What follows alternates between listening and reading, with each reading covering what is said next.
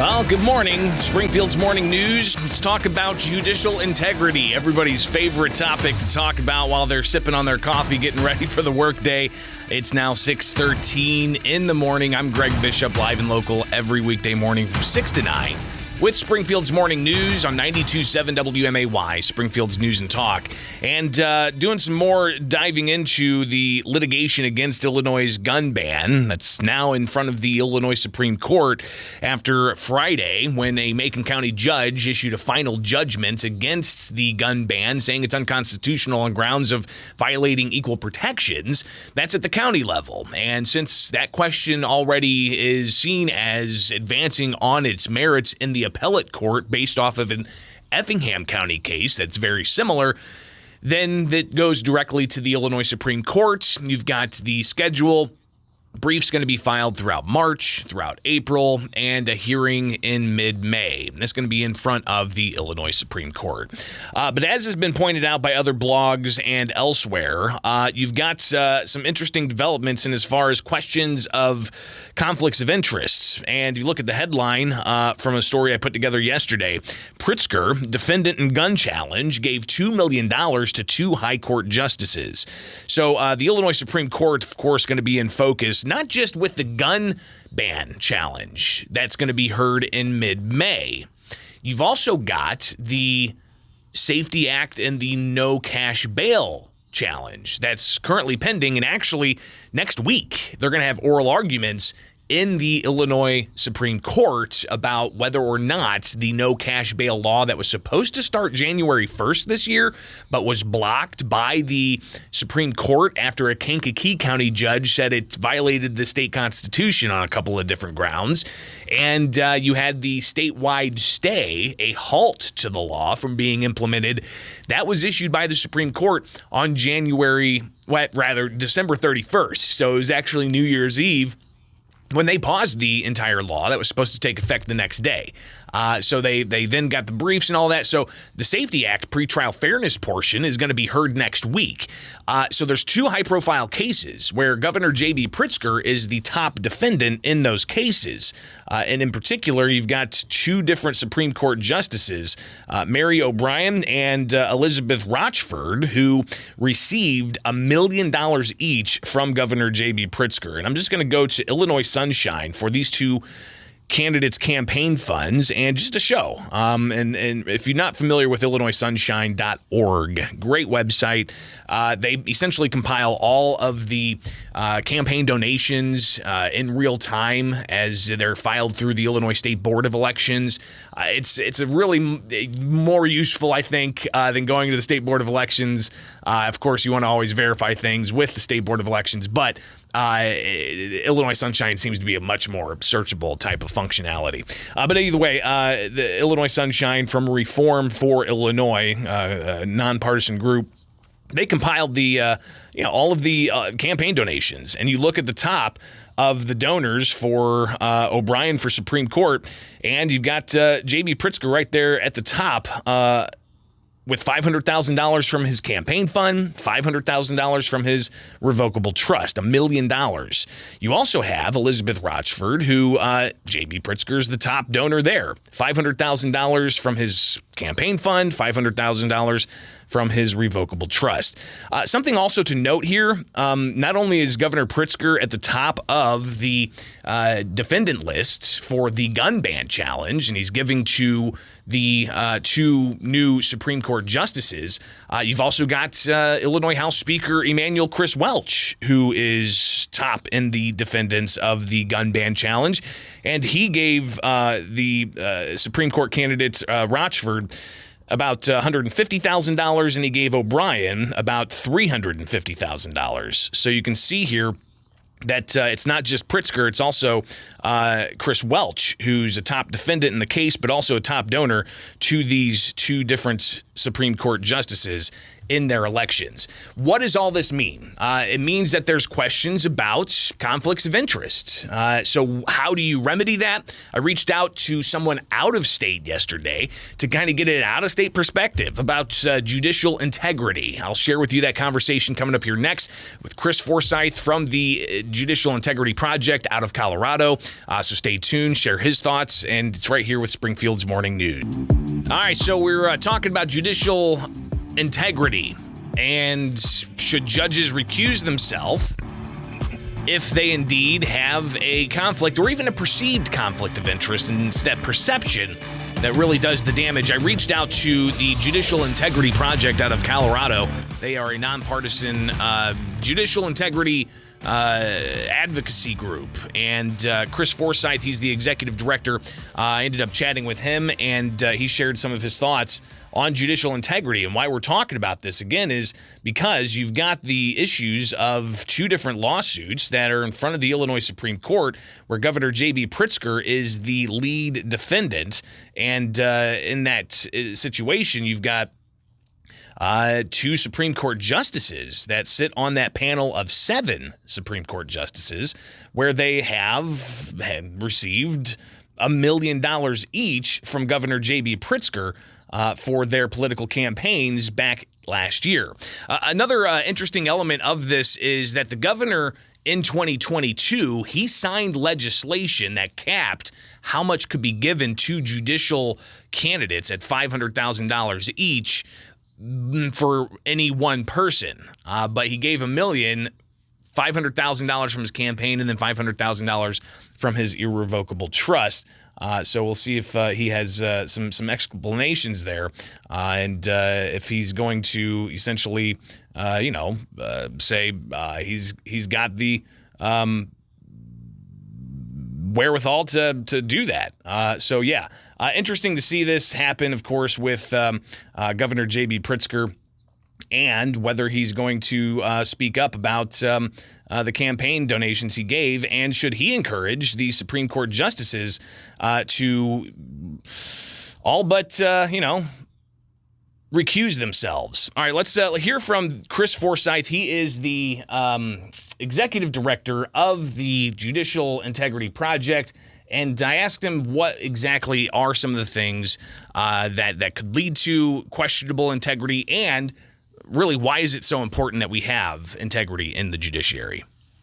Oh, judicial integrity is imperative for our American democracy. The judicial branch is, and we want it to be fair and honest, and to have integrity, so we can have confidence in the opinions that the judicial branch, that the judicial branch issues. If we don't have confidence in the opinions the judicial branch issues, then our judicial branch is failing. And he goes on to talk about what are some of the things that could lead to questions around if a judge has integrity. Well, obviously what causes a lack of confidence is conflicts of interest, where judges appear to be, acting out on their own desires, whether they be political or personal, or where judges are biased in favor or against something. Those are all problems with judicial integrity. And Chris Forsyth, again, is the executive director of the Judicial Integrity Project, where he lays out, responses to questions of if a judge is going to be found to have some kind of conflict. And it's one of those things, as we talked about, that there could be a conflict, is political donations, and how those could impact a judge who's just so happens to be elected, as Illinois Supreme Court justices are in Illinois. Sure. Political donations can lead to issues of judicial integrity, and the United States Supreme Court has said so. In some cases, they have found political donations to be so great that there's a conflict of interest that's impermissible. In other words, the lowest standard for judges is really in the United States Constitution. That's whether a fair and impartial trial was had. And the Supreme Court has found a situation where, somebody gave so much money to a judge that just made the ultimate opinion that the judge issued in the case involving that donor invalid. So political donations are definitely a problem with judicial integrity. State courts usually have a higher standard than what's stated in the United States Constitution, because state courts all have disciplinary commissions that are supposed to investigate and prosecute violations of, the Code of Judicial Conduct. So it's without question that the political donations can give rise to an issue of judicial integrity and really an issue of judicial misconduct. Now, there's an interesting dynamic here. Illinois, as I mentioned, elects Supreme Court justices to the Illinois Supreme Court. In other states, there's appointment processes. And in even lower level courts and state courts, there are appointment processes. Illinois, though, we have judges that are elected, which lays out an interesting kind of differentiation of sorts. Here's more of Chris Forsyth from the Judicial Integrity Project. Right. In Colorado, we have an appointment followed by judicial retention election system. So we do not have judges running in contested political elections. So we are not like Illinois there. And the reason we have that is supposedly to avoid all these questions that you're asking me now about political contributions and being involved with an organization and running for office.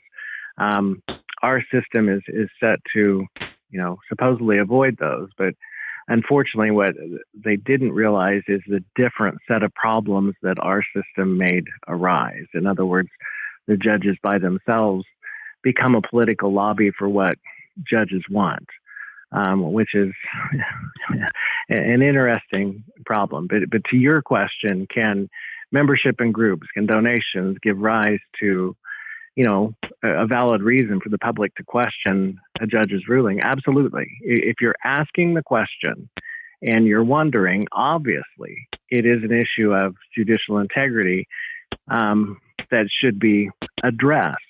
It doesn't mean, however, that what the judge is doing is, horribly wrong. I mean, the United States Supreme Court has essentially said that part of it depends on the extent of the judge's involvement or the extent of the campaign donation.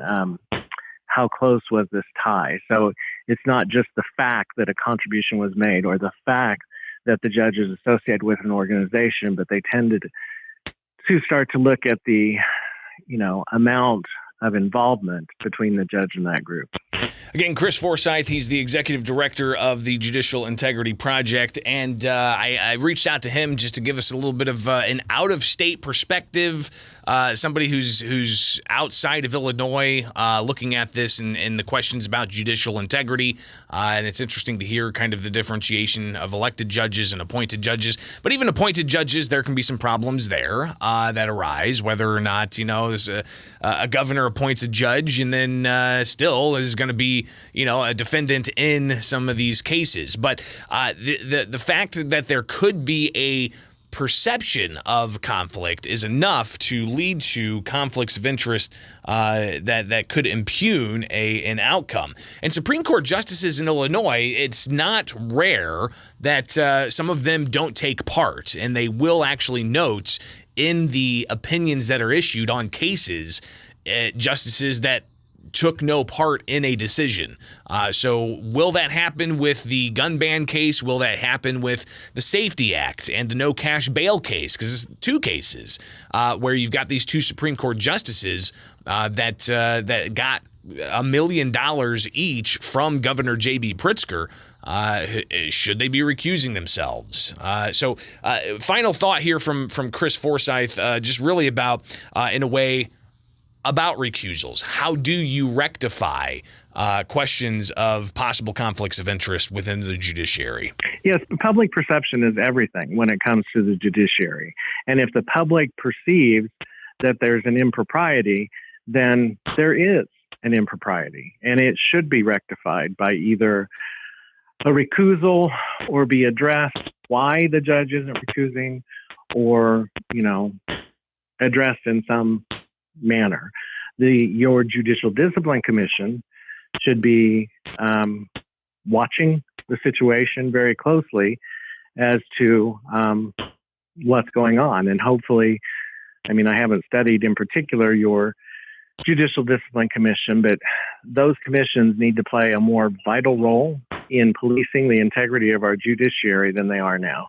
And Illinois does have a judicial oversight group. It's called the State of Illinois Judicial Inquiry Board. And what they do is they field complaints and they investigate. Then they have a courts commission that takes some recommendations moving forward. So you can actually learn more about that. Just search out the State of Illinois Judicial Inquiry Board.